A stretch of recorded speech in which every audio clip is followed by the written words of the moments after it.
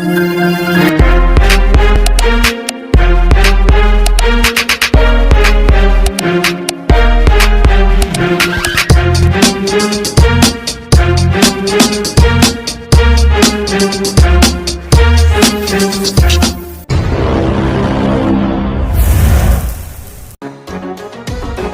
One Piece Chapter 999 dimulai dengan memperlihatkan flashback dari podcast The Ace pada 4 tahun yang lalu, yang mana ia berhasil memporak-porandakan markas besar dari bajak laut binatang buas, dengan tujuan utama untuk membunuh Kaido plus menyelamatkan anak-anak yang diculik. Pertanyaannya, apakah anak-anak tersebut akan diekspor ke Pang Hazard untuk menjadi bahan percobaan dari Chaser Clone? Jawabannya tidak. Sebab proyek bisnis pembuatan buah iblis Smile baru dimulai pada 2 tahun yang lalu. Tepatnya pada chapter 504, ketika Doflamingo mengatakan kepada Disco bahwa perdagangan budak adalah bisnis yang sudah kuno, seraya menyinggung bisnis barunya, yaitu Smile. Jadi, anak-anak di negeri Wano yang diculik tersebut akan dijadikan budak. Jika tidak dijadikan budak, maka akan jadi bahan makanan bagi Numbers. Sebagaimana perkataan dari seorang anak ketika melihat segerombolan para Numbers pada chapter 954, kita harus segera pergi dari sini, kalau tidak nanti kita dimakan. Tapi, pada saat kedatangan Ace di Onigashima, bisa dikatakan merupakan hari keberuntungannya, karena pada saat itu Kaido dan pasukan elitnya tidak berada di tempat kejadian perkara. Sebab yang ada hanyalah para kroco-kroco dan fans berat dari Kozuki Oden, yaitu Yamato, anak kandung dari Yonko Kaido, sang makhluk terkuat di dunia. Dan pertemuan pertama mereka dimulai dengan adu kekuatan, sekaligus sebagai ajang perkenalan agar menjadi lebih akrab satu sama lain, baik jasmani maupun rohani. Dan setelah akrab satu sama lain, mereka berdua dengan kompak menghancurkan patung naga yang berada di depan Onigashima, yang merupakan lambang kekuatan overpower milik Kaido. Namun bagi Yamato, hal tersebut ia lakukan sebagai bukti pada Ace bahwa hatinya sama sekali tidak terbelenggu dengan ayahnya, seraya mengatakan bahwa ia ingin juga pergi ke laut dan berpetualangan sama seperti Oden. Dengan kata lain, Yamato ingin hidup bebas jauh dari bayang-bayang ayahnya.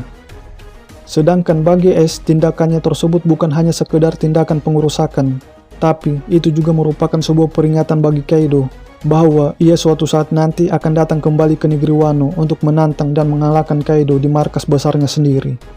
Dan pasca aksi vandalisme tersebut, mereka berdua berbincang-bincang tentang kekacauan yang melanda setiap lautan di dunia yang diakibatkan oleh para bajak laut Rocky.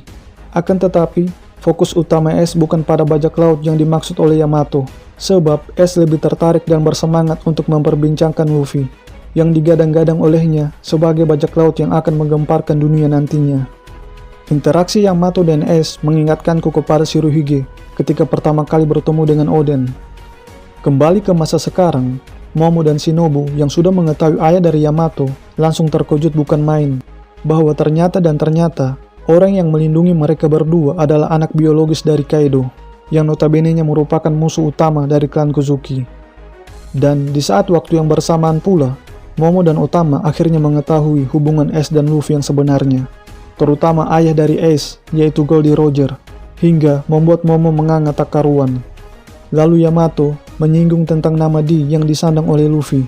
Semoga saja di chapter yang akan datang, arti dari D akan dijelaskan secara gamblang oleh Oda, melalui lisan dari anak Kaido, dengan berpedoman kepada jurnal perjalanan dari Kozuki Oden, selama menjadi kru sementara dari kelompok Raja Bajak Laut Goldie Roger.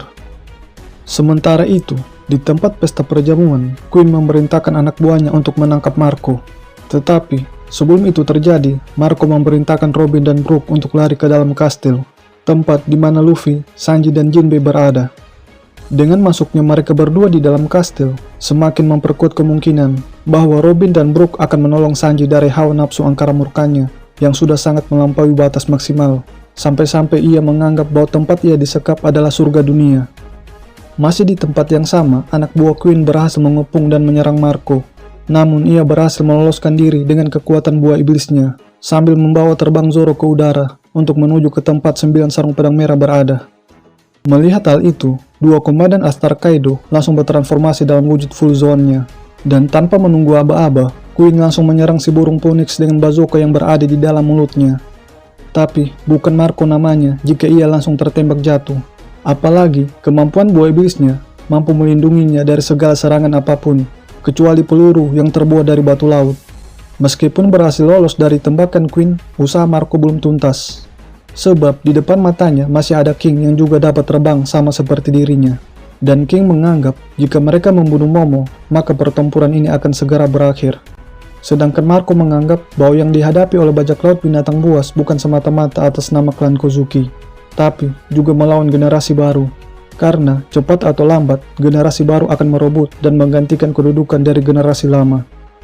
Dan di saat itu pula lah Marco teringat atas rengekan es kepada Shirohige agar menyerbu Kaido yang berada di negeri Wano. Tetapi, rengekan es selalu ditolak oleh Shirohige dengan dalih bahwa peperangan tersebut akan memakan banyak korban, dan es juga tidak akan sanggup melawan Kaido. Secara logika, kedua alasan itu ada benarnya. Namun, menurutku ada alasan yang lebih spesifik lagi mengapa Shirohige tidak datang ke negeri Wano untuk membalaskan dendam kematian Oden. Dan alasan spesifik itu adalah karena Kozuki Oden sendirilah yang melarang Shirohige untuk datang ke negeri Wano apapun yang terjadi. Pada chapter 958, Rayleigh, Shanks, dan Buggy menawarkan bantuan kepada Oden, sebab mereka tahu di negeri Wano ada Kaido yang lagi berkuasa. Namun, Oden menolak secara halus dengan mengatakan, "Terima kasih, tapi ini masalah internal dari klan Kozuki." Dan kurasa, penolakan Oden tersebut juga disampaikan oleh Roger kepada Shirohige. Sehingga, Shirohige menganggap bahwa Oden ingin menyelesaikan masalahnya sendiri. Bahkan sebelum ajal menjemput, Oden tidak pernah mewasiatkan kepada para pengikutnya untuk meminta bantuan kepada Shirohige. Karena Oden tahu bahwa yang akan membuka perbatasan negeri Wano adalah orang-orang yang ditakdirkan dan ditunggu-tunggu oleh dunia dalam kurun waktu 20 tahun yang akan datang. Bahkan menurut Oden, merekalah yang akan mengalahkan Kaido.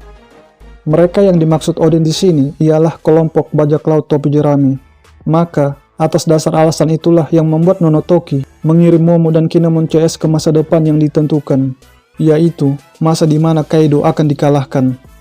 Jadi, meskipun Shirohige datang ke negeri Wano untuk mengalahkan Kaido dan Orochi, hal tersebut tetap akan menimbulkan konflik baru, yaitu konflik perang saudara demi untuk memperebutkan posisi Shogun, karena tidak adanya penerus dari klan Kozuki.